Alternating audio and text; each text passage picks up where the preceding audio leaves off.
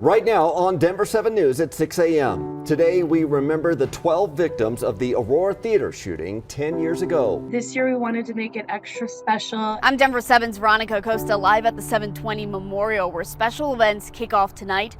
The new opportunities allowing the community and survivors to grieve.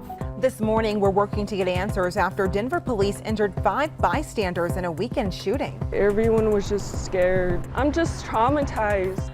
The police chief offers a new timeline of when they could release more information. And those who lost everything in the Marshall fire want to rebuild, but many are hitting a roadblock. Costs are going up, up, up, up. Tonight, they push city leaders for help. Crisscrossing Colorado to help protect local wildlife. My mission is to hike an X across Colorado. We'll introduce you to the woman walking more than 1,000 miles. Yeah, taking on some tough terrain, but she's meeting a lot of great people along the way and supporting a great cause, which we'll talk about coming up. Good Tuesday morning to you. I'm Brian Sanders. And I'm Jessica Crawford. Another hot day on deck, but not quite as bad as yesterday, Lisa. A little bit better. Greeley 106 yesterday. They tied their record high. Akron was at 104, breaking the record. We broke the record when we hit 100. It's another warm morning, but you're right, it's not going to be as bad this afternoon. I'll show you that here in just a minute. You're stepping out the door, though, to 60s and 70s early this morning. Extremely comfortable. We're going to get to near 80 degrees here by about 9 o'clock. Low to mid 90s still by noon, so it's still hot, but it's not going to be as hot as yesterday. We'll hit highs right around 95 to near 97. There will be a chance for some scattered storms this afternoon. In the mountains, you're going to find more 70s and 80s. Evergreen 84, Estes Park, you're at 81, Allens Park 76. Now take a look at, again, our future cast, and with a few more thunderstorms this afternoon, it'll help like yesterday briefly when you get some of that cloud cover to cool things off. We'll take a look at our risk of any severe weather here this week, Micah, coming up in just a few minutes. All right, sounds good, Lisa. If you were with us during the 5 a.m. hour, you know that I've been talking about this crash in Denver at 6th Avenue and I-25. We've got Air Tracker 7 in the air giving us this great vantage point so we can actually see what's going on here. We've got this truck.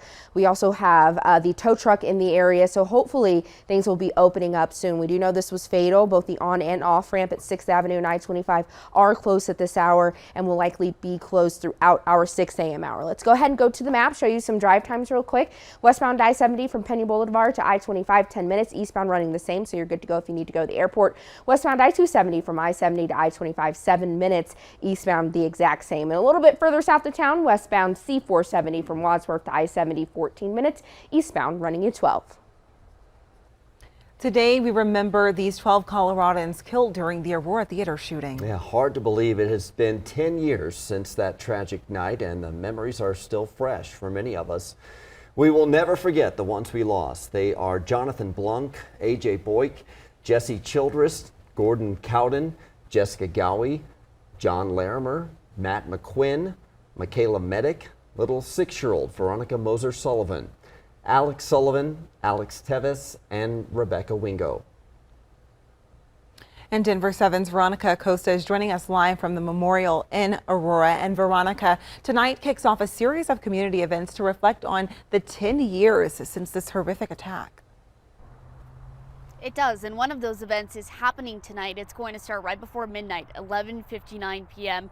This is a remembrance ceremony right here at the 720 Memorial, a memorial that looks partly like what we have here behind us. 12 stones total, the one you're looking at right now for A.J. Boyk. Now, all of the different remembrance events happening this week, they're being put on by the 720 Memorial Foundation. Representatives say they realize everyone grieves differently, which is why some of these events are so different. During tonight's event, there will be a tour of each of these 12 stones. Each of those stones, again, represents one of the victims. There will also be a procession by Aurora Police and other first responders. Listen to what else organizers say will make tonight so special. There's 12 stones representing each of the families who lost someone, and you'll hear a little story about each one of them. And then we will gather back underneath Accentuate, the centerpiece of the memorial, where we will open it up for anyone who has some thoughts that they might want to say. On Saturday, there will be a fundraiser, 5K, for a scholarship started by a shooting survivor. There's a formal reflection ceremony at 1:30 in the afternoon. That's to read the names and honor the victims. At 3, there's going to be a free community event. That'll be filled with food trucks, a beer garden, music, and a whole lot more.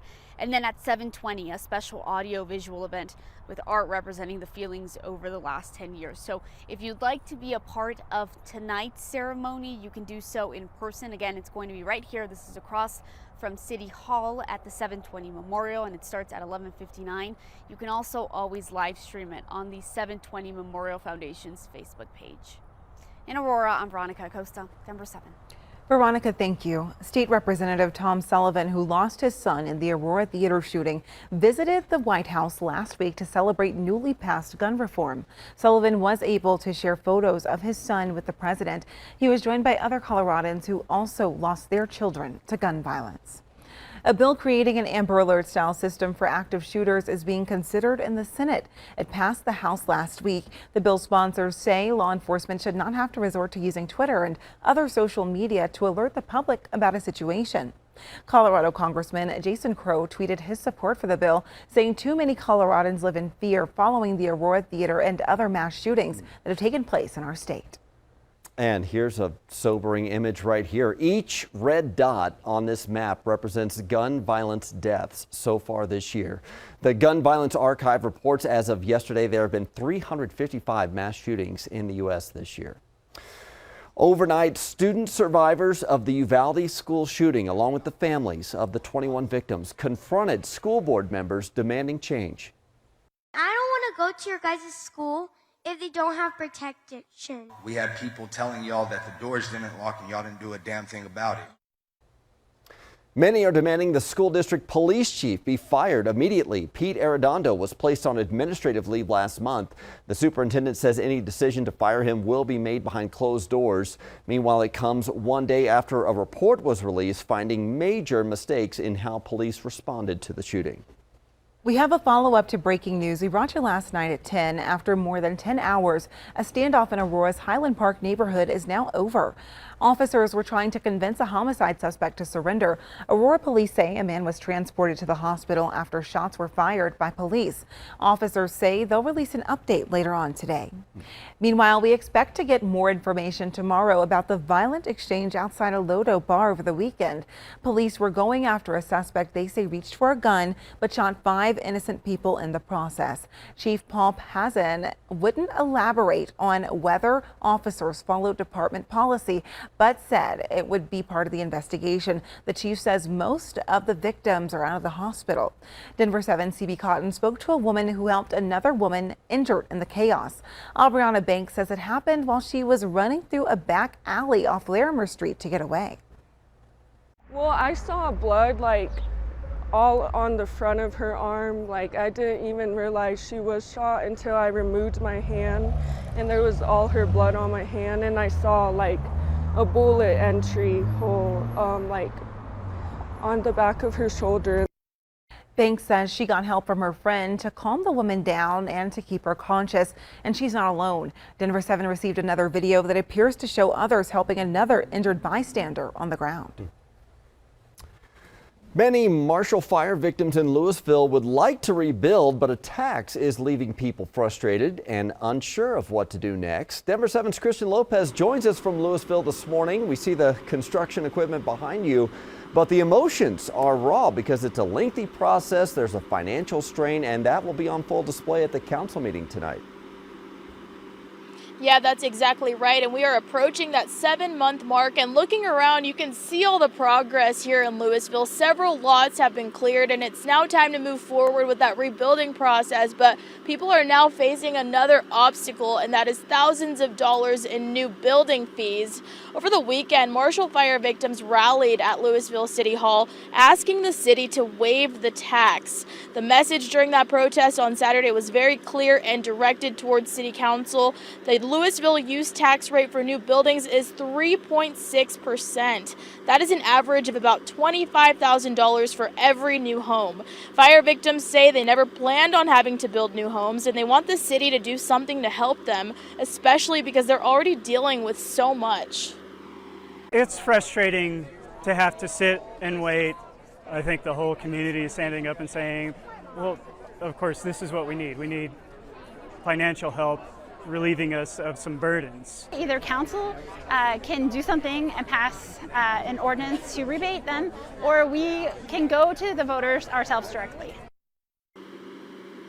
And several people argue that the city can do something to waive this tax because Superior did it months ago, and this will be up for discussion during that city council meeting tonight.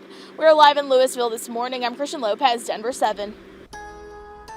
It is going to be a warm one. You saw the sunshine there, a Christian's live shot. Right now we're looking at 60s, low, even some mid 70s early on. So on your dog walking forecast, it'll be dry this morning with some sunshine. We'll get building clouds this afternoon, 97. So again, watch your pets today. It's not as hot as yesterday, but it is still up there.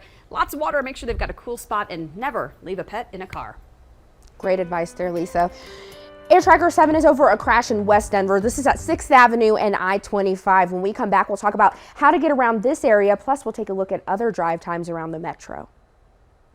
Mooching off your family's or your best friend's Netflix account may now become a thing of the past. The new feature the streaming platform is introducing to cut down on password sharing. And a woman is on a mission to crisscross Colorado on foot. From corner to corner and corner to corner. I don't think the lines will be that straight, though. The good cause her super hike is supporting.